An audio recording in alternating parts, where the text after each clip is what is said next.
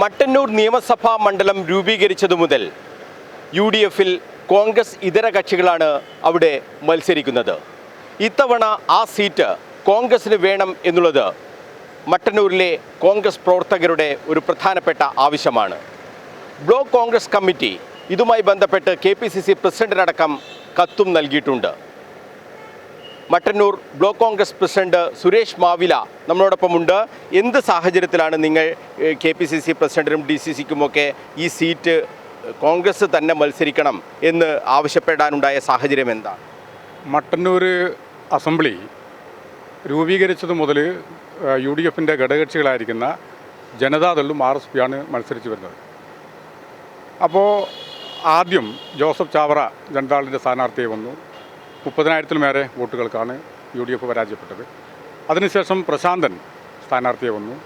42,000 വോട്ടുകൾക്ക് പരാജയപ്പെട്ടു. അവസാനഘട്ടം കഴിഞ്ഞ തെരഞ്ഞെടുപ്പിൽ RSP അസംബ്ലിയിൽ മത്സരിക്കുന്ന സാഹചര്യം ഉണ്ടായി. ഇല്ലക്കൽ അഗസ്തിയാണ് സ്ഥാനാർത്ഥി.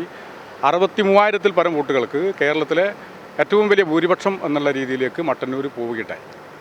പക്ഷേ കോൺഗ്രസ് അവിടെ ഇത്തരത്തിലൊരു കത്ത് ബഹുമാനപ്പെട്ട നേതൃത്വത്തിന്, ജില്ലാ കോൺഗ്രസ് കമ്മിറ്റിക്കും അതുപോലെ തന്നെ KPCCക്കും പ്രതിപക്ഷ നേതാവിനും മേൽ നേതാക്കന്മാർക്ക് കൊടുക്കാനുണ്ടായ കാരണം അവിടെ സംഘടനാപരമായി നല്ല വർക്ക് നടക്കുന്ന ഒരു നിയോജകമണ്ഡലമാണ്.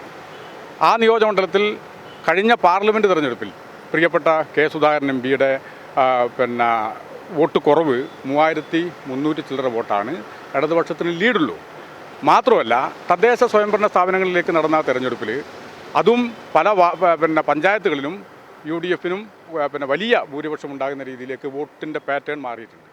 അതിൻ്റെ അടിസ്ഥാനത്തിലാണ് കോൺഗ്രസ് ഇത്തരത്തിൽ നേതൃത്വത്തോട് നമുക്ക് പാർട്ടി ഏറ്റെടുക്കണം, അതൊരു വികാരമാണ്. അത് ഏതെങ്കിലും തരത്തിൽ ഒരു മുന്നണിയെ കുറച്ചു കാണുകയോ അല്ലെങ്കിൽ എന്തെങ്കിലും തരത്തിൽ പ്രയാസപ്പെടുത്തുന്നതല്ല.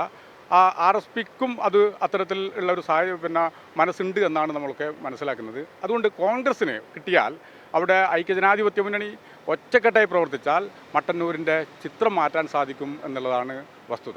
അതുകൊണ്ടാണ് കോൺഗ്രസ് അത്തരത്തിൽ ഒരു കത്ത് മേൽ കമ്മിറ്റിക്ക് കൊടുക്കാനുണ്ടായ സാഹചര്യം. ഈ RSPയും ഇപ്പോൾ പറയുന്നുണ്ട് മട്ടന്നൂർ നമുക്ക് വലിയ താല്പര്യമില്ലാത്ത ഒരു മണ്ഡലം എന്നുള്ള രീതിയിൽ. ഇപ്പോൾ നിങ്ങളുടെ ആവശ്യം നടപ്പാകും എന്നൊരു പ്രതീക്ഷയുണ്ടോ? അത് പൂർണ്ണമായും സംസ്ഥാന നേതൃത്വം, UDFിൻ്റെ സംസ്ഥാന നേതൃത്വമാണ് അത്തരത്തിൽ തീരുമാനിക്കേണ്ടത്. അത്തരം ചർച്ചകളൊന്നും തുടങ്ങിയില്ല എന്നുള്ളതാണ് ഞാൻ മനസ്സിലാക്കുന്നത്. മറ്റ് തരത്തിലുള്ള ഒരു ചർച്ചയും മുന്നണി സംവിധാനമായിട്ടുള്ള ഒരു ചർച്ചയും തുടങ്ങിയിട്ടില്ല എന്ന് മനസ്സിലാക്കുന്നു. പക്ഷേ നേതൃത്വത്തിൻ്റെ മുന്നിൽ പാർട്ടി എന്നുള്ള നിലക്ക് ആ ഒരു കത്ത് കൊടുത്തു. അത് പരിഗണിക്കും എന്ന് വിശ്വസിക്കുകയാണ്. അത്രമാത്രമേ ഉള്ളൂ. ആ കത്തിലെ ഒരു പ്രധാനപ്പെട്ട വാചകം വിരലെണ്ണാവുന്ന ആളുകൾ മാത്രമുള്ള പാർട്ടിക്ക് സീറ്റ് കൊടുക്കുന്നതാണ് ഇത്രയും വലിയ മൃഗീയ ഭൂരിപക്ഷത്തിലേക്ക് മട്ടന്നൂരിലേക്ക് പോകാൻ കാരണം എന്നാണ്. അല്ല, അതിൽ നമ്മളത് നേതൃത്വത്തോട് ധരിപ്പിക്കുന്ന രീതിയിലേക്ക് വന്നതാണ്. പക്ഷേ വിരലിലെണ്ണാവുന്ന ആളുകൾ എന്ന് പറഞ്ഞാൽ അത് മുന്നണിയുടെ ചെറുതും വലുതുമായ കക്ഷികളുണ്ട്.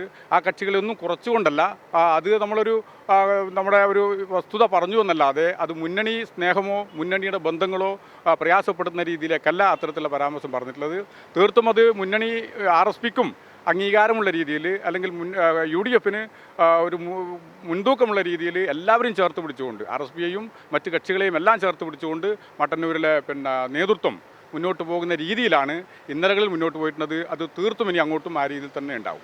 ഈ UDF ആയാണ് മത്സരിക്കുന്നത്. അവിടെ എങ്ങനെയാണ് കോൺഗ്രസിൻ്റെ സ്ഥാനാർത്ഥി വന്നാൽ എന്നുള്ള ഒരു ചിന്ത വരുന്നത് എങ്ങനെയാണ്? അതൊരു മുന്നണിയുടെ ഘടനയ്ക്ക് നിരക്കുന്ന കാര്യമാണോ? ശരി, അത്തരത്തിലല്ല. മുന്നണിയുടെ ഘടനയ്ക്ക് ഒരു പ്രയാസം ഉണ്ടാക്കുന്നില്ല. പക്ഷേ കോൺഗ്രസ് സ്ഥാനാർത്ഥി വന്നാൽ അത് ആ ചിഹ്നങ്ങളെല്ലാം ചിഹ്നത്തിനെല്ലാം ബാധിക്കുന്ന രീതിയിലേക്കുള്ള രീതികളുണ്ട്. അപ്പോൾ അത് ഒരു കൈച്ചിഹ്നം വന്നാൽ അല്ലെങ്കിൽ ഏണിച്ചിഹ്നം വന്നാൽ അല്ലെങ്കിൽ അത് നമുക്ക് പരിചിതമായ ചിഹ്നങ്ങൾ വരുമ്പോൾ ഉണ്ടാകുന്ന ഒരു ജനങ്ങളുടെ മാനസികാവസ്ഥയുണ്ട്. അപ്പോൾ കഴിഞ്ഞ പ്രാവശ്യം ഏത് സ്ഥാനാർത്ഥിയോ ഏത് ചിഹ്നത്തിനെയോ പ്രയാസപ്പെടുന്ന രീതിയിലല്ല, പക്ഷേ കുറച്ചും കൂടി മെച്ചപ്പെട്ടു പോകാൻ ഇത്തരത്തിലുള്ള സ്ഥാനാർത്ഥികൾ വന്നാൽ അല്ലെങ്കിൽ ചിഹ്നങ്ങൾ വന്നാൽ നമുക്ക് കുറച്ചും കൂടി മുൻതൂക്കമുണ്ടാകും എന്നുള്ളതാണ്. അപ്പോൾ നമ്മളത് പറയാൻ കാരണം കഴിഞ്ഞ മട്ടന്നൂർ നഗരസഭാ തെരഞ്ഞെടുപ്പ് നമുക്ക് ഒരു ഇടവേളയിലുള്ള തെരഞ്ഞെടുപ്പാണ്. ആ തെരഞ്ഞെടുപ്പിൽ ചെറിയ വോട്ടുകൾക്കാണ് മട്ടന്നൂർ CPMൻ്റെ അല്ലെങ്കിൽ ഇടതുപക്ഷത്തിന് സ്വാധീനമുള്ള മണ്ണാണ് മട്ടന്നൂർ, പഴശ്ശിയുടെ മണ്ണാണ്. പക്ഷേ ആ മട്ടന്നൂർ നഗരസഭ ചെറിയ വോട്ടുകൾക്കാണ് നഗരസഭ നമ്മുടെ ഭരണം നമുക്ക് കിട്ടാതെ പോയത്.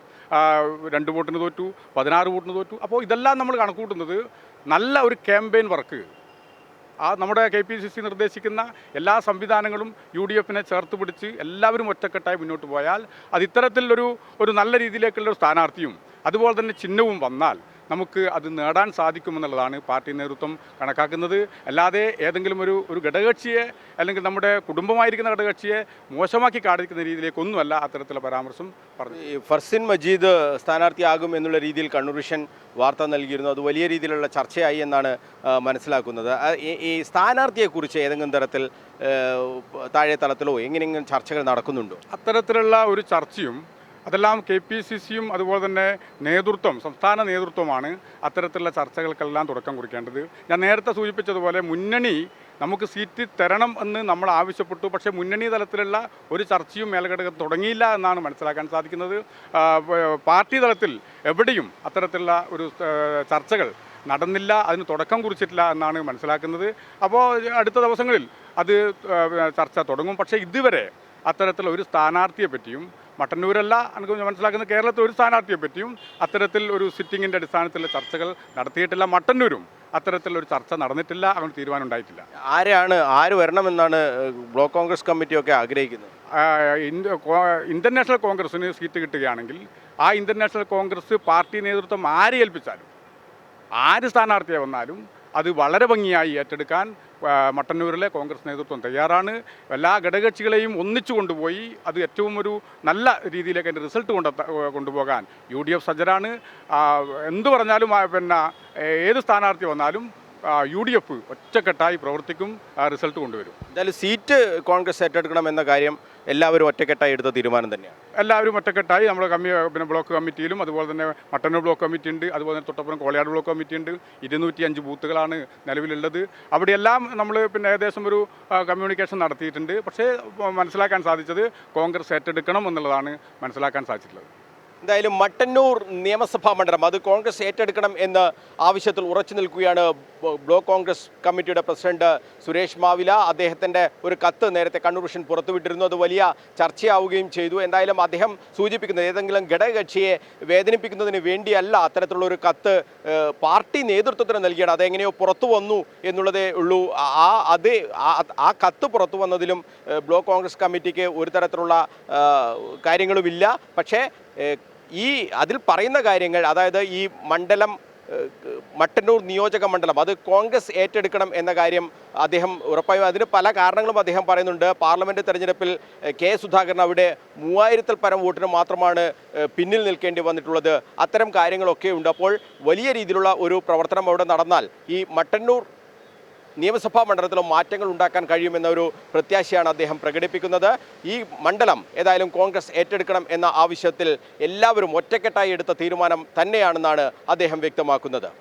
കണ്ണൂരിൽ നിന്നും ക്യാമറമാൻ യദു കണ്ണപുരത്തിനൊപ്പം മനോജ് മയ്യിൽ, കണ്ണൂർ വിഷൻ.